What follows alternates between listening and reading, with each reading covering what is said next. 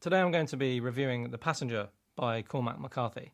Before I do that though, I want to give some background on both my experience of this book and also a little bit about how I felt about the author. I pre-ordered this book, as many of Cormac McCarthy's fans did, and I'm a huge fan of Cormac McCarthy. I've got lots of his books up on the bookshelf there. Came out around Christmas time, 2022. And I think one of the first things on my mind when I started to read it was that he is in his late 80s. So I was intrigued, how does it affect an author when they're writing a book in the latter stages of their life, really? And how is that going to impact on what he's written? I was also struck by how literary the book is. I think that's the correct term. The books by Cormac McCarthy that I've read previously have all kind of hinted at like a deeper sort of artistic intention by the author, like a deeper meaning that you can, get into and discuss and study. And I do think his books in general are worthy of study, the language, the poetic nature of them. However, I feel like the stories themselves, specifically with the Western books that he's written, the stories are worth reading in and of themselves without doing any of that deeper kind of diving into what it all means and the artistic side of it and the stuff that you study literature for. The Passenger, I feel like, is much more built for that. I feel like The Passenger is his most complex work that I've read, and I feel like it takes study in order to get the most out of the book. I think you have to approach it with a literary mind. I think maybe that sounds uber pretentious, probably. But for example, I read it cover to cover, and initially, the first half of the book, there's kind of this noir, investigative storyline involving the plane in the ocean, and it's kind of exciting, page-turnery, what's going to happen next. And then you get to the middle of the book, and all that kind of just seeps away. And then you're reading, and you're like, wait, we're not gonna get to a satisfactory end to that storyline. And in a lot of Cormac McCarthy's books, you don't get the end that you were after. You don't get the payoff, or the payoff isn't what you were expecting. It's something else. And in this book, it's something that when I first read it, I didn't understand. I didn't get it. And I was left scratching my head at the end. And the one thing that stood out to me above everything else was I need to read this book again, and I need to take notes, because I want to come up with some answers to the questions that I have.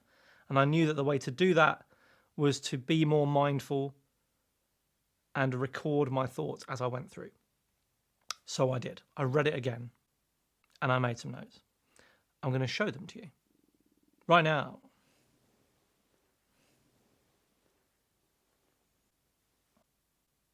And it's probably enough for one book, right? No. Down a whole nother page. Let's take a look at that.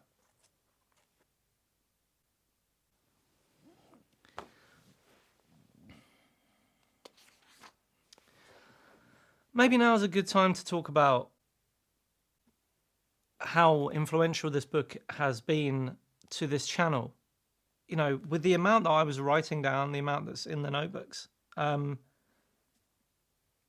when it started, that moment where it started, things started to come together and I started to make links between different things, different parts of the book, I got really excited, and I didn't want to lose it. I didn't want to lose that excitement, and I wanted to make a record of it, and that's what this channel is. And this book, The Passenger, inspired me to make this channel, because I want that record of my interpretation, my reading of Cormac McCarthy's The Passenger. And so that's what this is. So broadly speaking, there are two different types of fiction. There's, broadly speaking, popular fiction, which is written on a, it sounds rude to all the popular fiction writers out there, but written on a superficial level where the story is what you read it for, and you finish it, you get to the end, you find out what happens at the end, boom, you're done. You read it, you loved it, that's it, done. There's no deeper meaning, there's no artistic message, it's just you read the story, you loved it, or you didn't like it, and that's it, move on. And that's fine. I like books like that. However, on the other side, there's literary fiction. There's lots of different terms for it, but I'm going to go with literary fiction, which is more of an artistic endeavor. Books that are asking and answering deeper questions, worthy of study. Right? It's kind of pretentious in its nature, just by the way, even the way I'm saying it now, to me, sounds quite pretentious. But the kind of books that you study if you study literature. I'm not saying you can't study popular fiction. You can, but it's not the same. And as I said before, I felt initially that Cormac McCarthy's books were somewhere between literary fiction and popular fiction, because the stories, I up till The Passenger, I just read the books for the stories. I didn't really delve into what the deeper meanings were, the symbolism, the themes, and everything like that, what the books were saying about life, the big questions. But The Passenger, it was like, boom, you can't just read this book for the story, because halfway through the book is gone.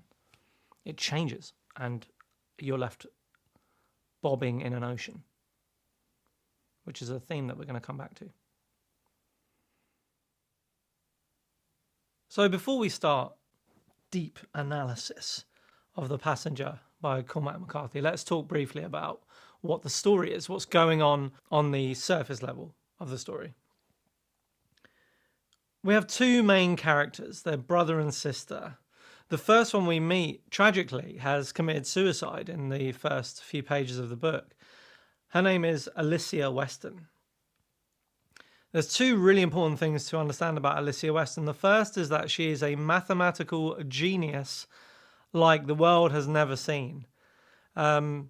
She's probably the smartest person I've ever encountered in a book. She's brilliant, a genius, a total prodigy, and yet none of those words do her intelligence justice. Cormac McCarthy has a bit of a thing about maths and intelligence and science and physics, and this really shines through with this character, Alicia Weston. The second thing to understand about Alicia Weston is that she has schizophrenia. She spends nearly all of the book, I want to say, in either her room as a child or at an institution for mentally unwell people. And part of her schizophrenia, we think it's part of her schizophrenia, is that she is visited by the cohorts, or horts as they're shortened to. And these are characters, hallucinatory people. The leader of them is called the thalidomide kid. They take on the appearance of members of a freak show, like old school kind of, 1920s, turn of the century sort of freak show vibes you get from them. And she interacts with them throughout the book. They spend a lot of their time talking about her impending suicide, her desire to commit suicide. And they have a lot of convoluted, complex, almost coded conversations. Complex, convoluted, coded conversations. The second main character in The Passenger is Bobby Weston, Alicia's older brother. Bobby Weston is a deep-sea salvage diver. That's his job. Towards the end of the book, it's explained that Bobby finds a huge inheritance in the form of gold bars or coins, hidden in his grandmother's basement. This allows him to purchase sports cars, and he uses the money to go and race in Europe. While he's doing that, he actually has a crash and he goes into a coma. This takes place like before the novel, and it has a huge effect on Alicia. So, Alicia and Bobby, brother and sister. Alicia commits suicide, leaving Bobby. Now, obviously, the grief of losing his sister would be a major theme in this novel. You can see it coming a mile away. However, what adds to this is that Bobby and Alicia are in love. They have a romantic relationship, as well as being brother and sister. And that kind of adds to the complexity of their relationship and the complexity of your relationship with them as characters, as the reader, because obviously that's not something that's condoned in society. Yet another really important thing to know about Bobby and Alicia is that their father worked on the creation of the atomic bomb. This relates to and dovetails nicely with the idea that they're both really, really smart, both really intelligent. Now, I mentioned Bobby's job. The book takes the form of sort of alternating chapters between Alicia's perspective and Bobby's. So we learn a bit about each of them and we follow them through their stories bit by bit, chapter by chapter. In Bobby's first chapter, he is on a salvage dive and they're investigating a downed jet plane. It's him and his friend Euler, friend and colleague Euler, who are on the bottom of the ocean floor looking through the wreckage. This starts the book's kind of thriller noir plot of them finding this jet plane and then finding it very strange that it hasn't been reported in the newspapers. Nobody seems to know about it, and it seems to be a cover-up of sorts. This idea is strengthened when Bobby is visited by men in black suits who are asking him questions about what he knows about the jet plane. And it's really mysterious, quite gripping, because they seem to be a threat to Bobby, but we don't know in what capacity. We don't really know who they represent. There's so many questions, and it's really interesting. The men in black suits, when they come to find Bobby in his apartment, they tell Bobby that one of the passengers who was supposed to be on the plane and apparently is on the manifest, so was on the plane, is nowhere to be found in the wreckage under the sea with all the other passengers, all the other dead bodies. There's also the avionics box is also missing, as well as the pilot's flight bag as well. The mysterious kind of thriller element takes a backseat towards the second half of the novel, and we meet Bobby's friends, Debussy and Little John Shadan, and he meets these people and several other friends, longtime friends and acquaintances, all hugely interesting, all really varied people. We learn a lot about these characters, their relationship with Bobby. In these sections, Bobby sort of takes a back seat and these characters are left to shine.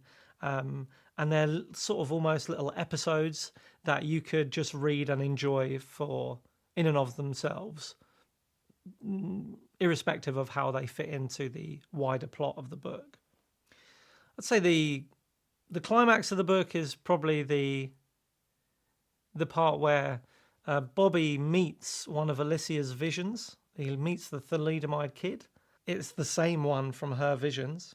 And I think it's a bolt of lightning, and then there he is. And then Bobby reads Alicia's last letter to him that she wrote. And that's significant for so many reasons, which I'm going to get into. But yeah, I think that's kind of the main plot. That's the story. That's what happens on the surface level. There are lots of, I mentioned episodes before. There are some others. So there's a whole sort of long-winded explanation of deep physics and maths, which I couldn't understand. And ostensibly, the reader isn't really supposed to understand it. It's just there. There's a whole section on the JFK assassination and kind of a conspiracy theory about that. Then there's another section before that where Bobby and his friend are talking about the Vietnam War. Bobby's friend is a Vietnam War veteran, and he talks about his experience there and several specific moments which are quite harrowing and mad, but really beautifully written in a way that Cormac McCarthy does so well. Finally, there's a crushing description of the Hiroshima and Nagasaki bombings, which is so hauntingly brilliant and beautiful and awful at the same time. I read it and reread it. Loved it. I think one of the most interesting questions about The Passenger is, what is it about? Not in terms of what's the story about, what happens in the book, but what's it about? And I think it's quite an easy question to answer. I think this book is about love. I think this book is about grief. And I think this book is about life and death together. So when I was reading The Passenger for the second time, I, as you can see, I took a lot of notes. And I noticed something interesting that I wanted to share with you. Now, what I'm going to talk mostly about here is Bobby Weston and the reader. That is anyone who reads the book and their experience. So Bobby's experience is to do with his life as the character, and the reader's experience is to do with their experience reading the book. Let's start with Bobby. Bobby's experience through the book is kind of his life experience. And I think the first thing to talk about here is that I believe Bobby's life is roughly split into two parts, where we've got Alicia is alive and Alicia is dead. And I think his life changes irreparably, as anyone's life would, given that level of tragedy and pain and grief. And I just want to go over a few things to do with the way that Bobby's grief is presented to us and how grief comes into his life and changes it irrevocably to the point where his existence is kind of, as it's presented to us, is unrecognizable from what it was before Alicia died. I'm going to talk here about the idea of how Alicia represented kind of a direction and a destination to Bobby's life in his perception. Their relationship is talked about by both Bobby and Alicia and other characters in the book as a forbidden love, which of course it is. It's taboo. And there's no it's not as easy as saying the destination for them is for them to be happy and in love and living together and raising kids, because it's really complex. It's a really complicated situation that they're in. And some people will be kind of repulsed by it and will find it repellent. Just not the sort of thing that you can root for. You're not reading the book thinking, hey, I hope they end up together. It's more complicated than that, but it's undeniably beautiful. Like, their love is undeniable and it is there on the pages, and you absorb it and you become absorbed by it. So I think before Alicia's suicide, Bobby has a destination and he has direction. His destination is just to be with Alicia. Not necessarily romantically, I think he wants to be around her, he wants to protect her, he loves her, and like there is a romantic element to it, and there is kind of a hinted at idea that they maybe want to have a child together or something like that, but it's not really spoken directly about. Now, post Alicia's suicide, Bobby's life changes completely. I mean, he's actually in a coma at the time that Alicia commits suicide. So he comes out of the coma and his sister's dead. The love of his life is no longer there. This, of course, has a huge effect on him. And it brings about basically the end of Bobby's life, which is just drawn out over a really long period. And his life is devoid now of direction, devoid now of destination, and he kind of just waits. He becomes so stoic and still, and grief saturates his entire being. His life is the grief that he has for Alicia. It kind of got me thinking that the passenger that the book is named after, might actually be Bobby, despite my early perception that it's the missing passenger from the plane. Maybe it's Bobby, and he's a passenger in his life. I think there's multiple ways to think about being a passenger in life. And I think Bobby becomes more of a passenger in his own life after Alicia's death. Let me explain what I mean. So before Alicia's death, he is moving towards a destination where he can be happy with Alicia.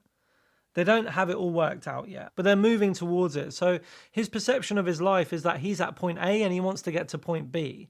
And so much of our lives, we feel like that. We move through our lives looking for the next thing, trying to get somewhere. We are moving and life is around us as we move through it. And I think after Alicia dies, not only does that destination cease to exist, but all destinations and all direction are removed from his life.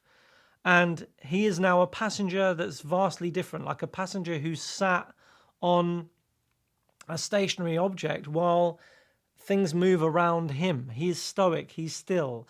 He's stopped moving towards anything and he just sits in his grief like he's in the ocean as it moves around him. And of course, he's a salvage diver, so the metaphor works well.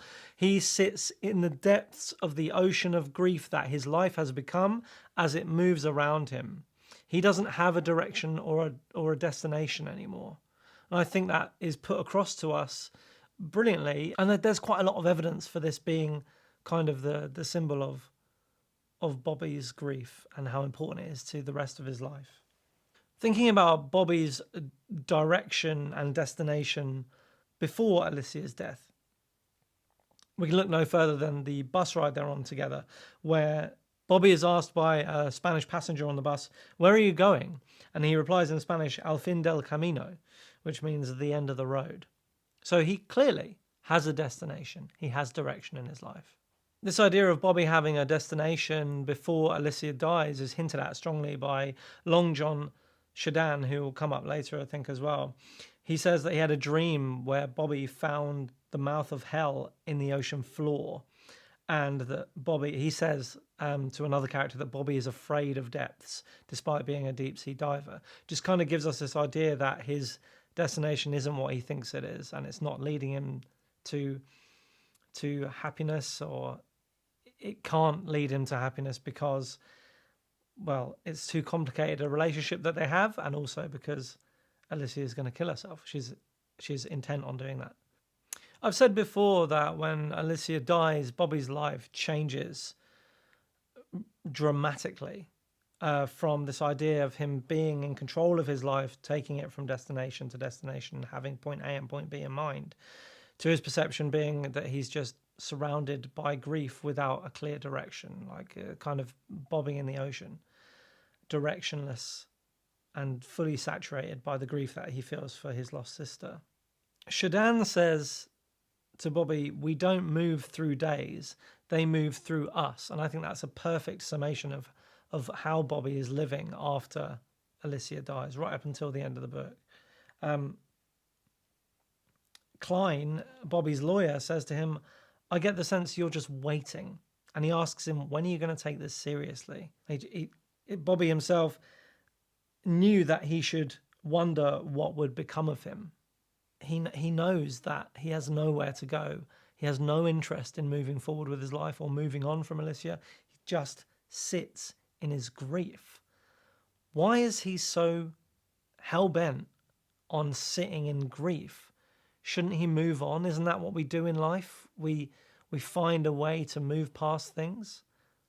What if the only thing you cared about in your life was removed from your life and you have grief for it? What do you do with that energy? There's a really important passage in the book, I think, where Bobby is in a cathedral. Here it is. It says, "Old women lighting candles, the dead remembered here who had no other being and who would soon have none at all." So he's in a cathedral and he sees old women lighting candles to remember people who have passed away.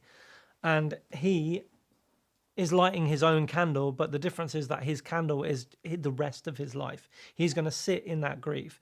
Bobby feels that the only way, Bobby feels that there is a way to keep Alicia alive in him through grieving for her. And that is what his life is now. It is him grieving for Alicia in order to keep her memory alive.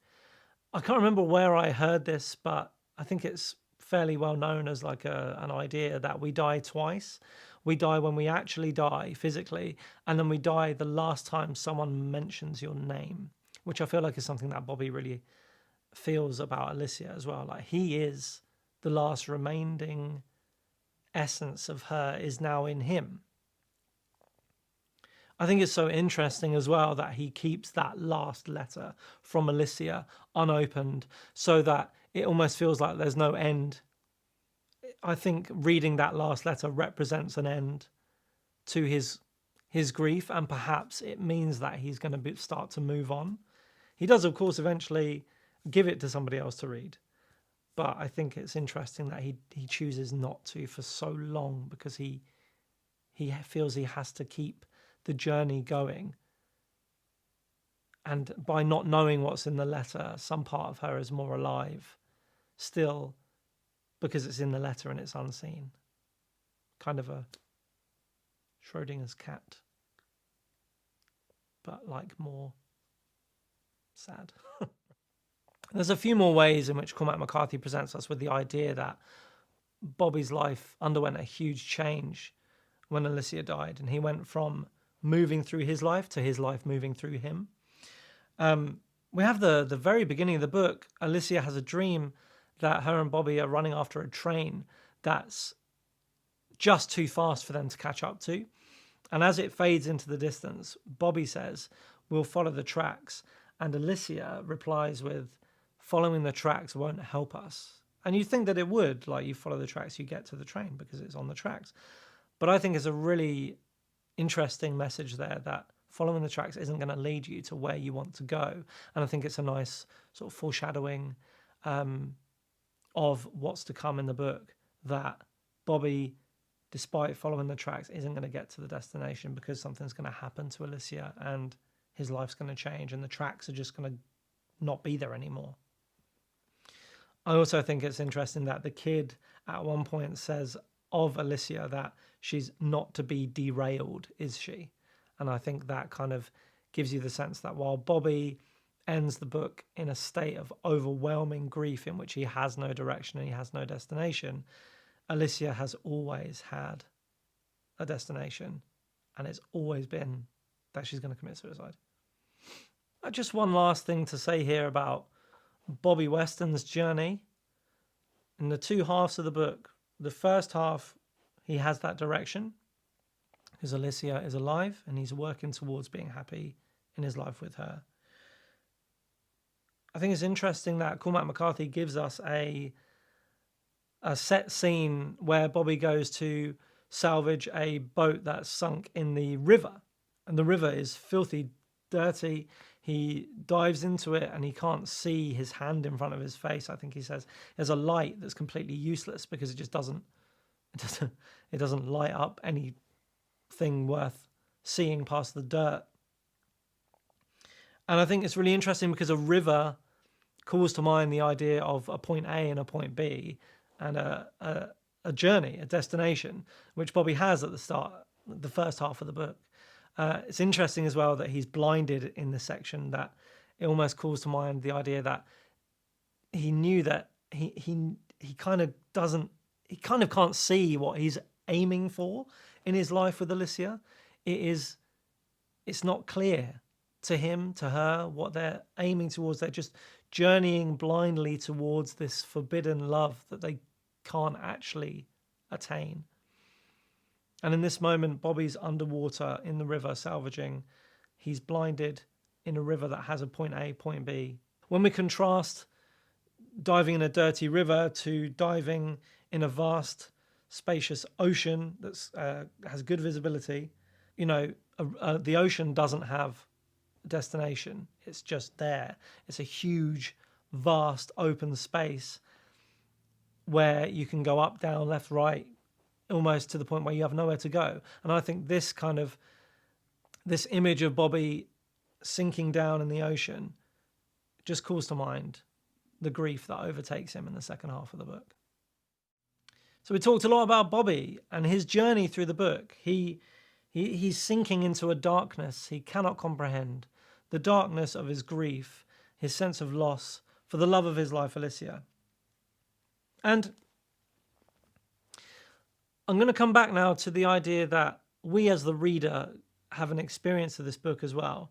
And I think Cormac McCarthy, what he does brilliantly here is, while he can't really mirror the experience of grief or the feeling of grief that Bobby has, despite it being really sad, what he can do is make you feel lost and make you feel like you're bobbing in the ocean or sinking deeper into the ocean by feeling lost in the book. And I think he does it really well to mirror your own experience reading The Passenger and Bobby's experience of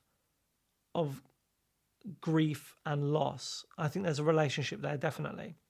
Let's think about the first half of the book, how you as the reader are utterly gripped by this noir thriller, this step-by-step procedural investigation. Bobby's trying to find out where the missing passenger from the downed jet plane has gone. He follows the trail, doesn't he? He finds the discarded raft. He finds clues. At this point in the book, it's a page turner. You want answers. You want to know what the men in the black suits are all about. Who do they represent? What do they want with Bobby? What's the story? Why did this plane crash? Where's the missing passenger? Ostensibly the passenger of the title of the book, right? My theory is that another passenger in this book is actually us, the reader, as the passenger.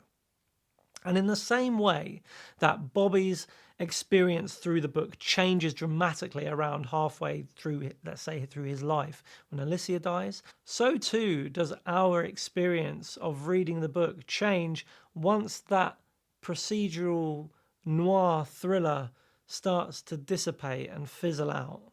This is where Cormac McCarthy allows us and provokes us to feel that sense of, what? Wait, we were gonna find out, weren't we gonna? We went along, we found the footsteps and the raft, and the men in the black suits were here, and they were asking questions, and Bobby was kind of, involved in all of that, and that was really interesting. I want to go back to that, but you don't. You just sit. The same way that Bobby just sits in his grief, you sit lost in the second half of the book. That's not to say it's not enjoyable, but it is a feeling that I feel mirrors Bobby's experience and draws us closer to him, right?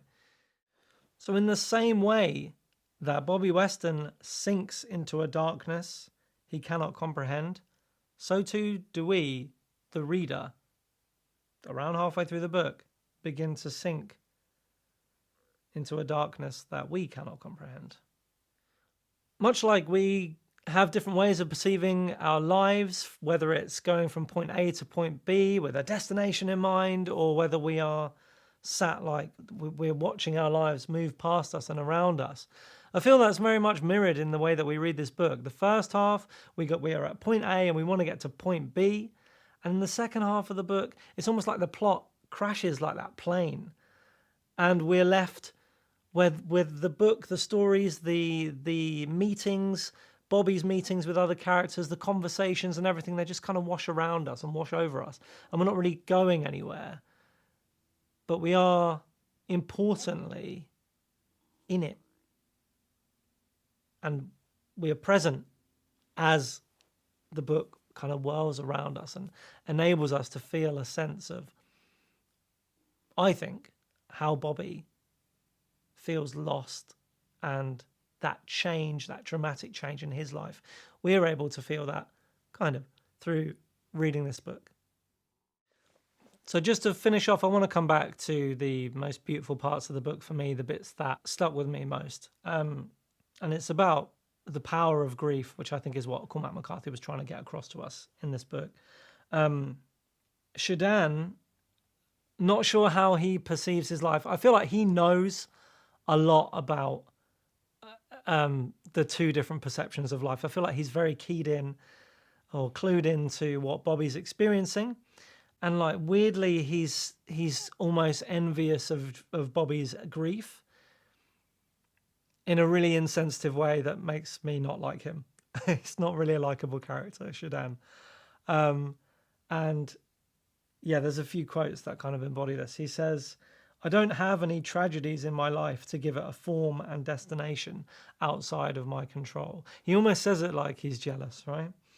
I don't have any tragedies, Bobby does, in my life to give it a form and destination outside of my control. So he's almost making an excuse for himself that he has to come up with his own plan for his life. Poor me, because I don't have a tragedy or anybody to grieve like you do, Bobby, because your sister died. So now you have an excuse to just not do anything with your life. It's kind of really a self-absorbed, self-involved thing to say, I think. He also says, grief is the stuff of life. A life without grief is no life at all. I wonder how much of that Cormac McCarthy himself believes. He reveres grief. It has great power to change lives, and that really comes across in the book. And I'm just going to end with a quote from, I think it's the narrator speaking at this point, but it's also Bobby's like thoughts as well. It just says, if someone said to you that you'd thrown your life away over a woman, what would you say? Well thrown.